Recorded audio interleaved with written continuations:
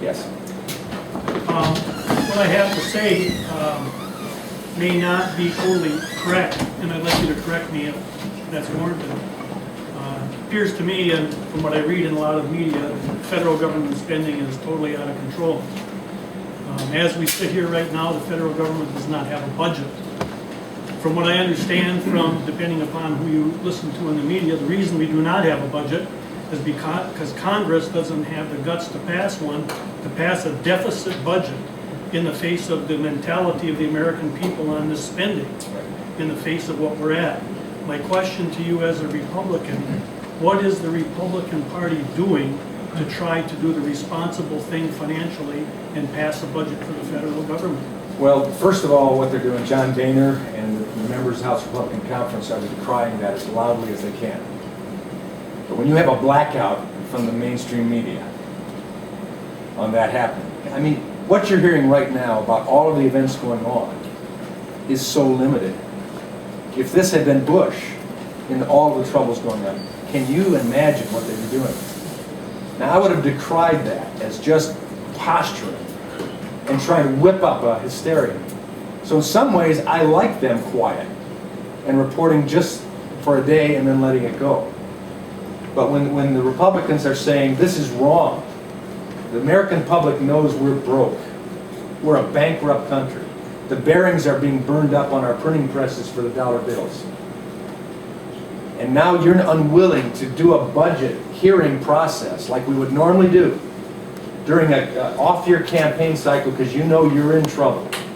And if you had to have displayed in front of the American people leading up to election how broke we are and how overspending we are, you wouldn't have the chance you even have now.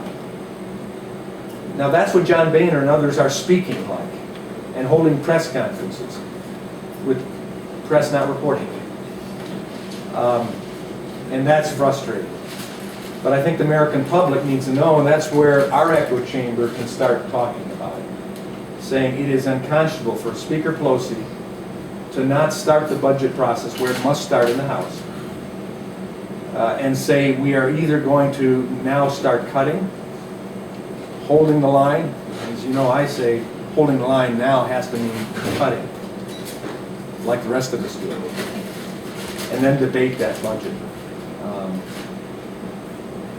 If the American public loses sight of what they're trying to do for political reasons and not doing their constitutional responsibility of carrying over a budget, we will miss some opportunity that we have to point to the real problem that goes on in Congress. Do you think that the fact that, and I believe what you're saying, that the Republicans are the principal architect of stonewalling a budget for this year, don't you think that should be a major platform for those running for office this year to reveal that to the American people when it's so important to so many Americans?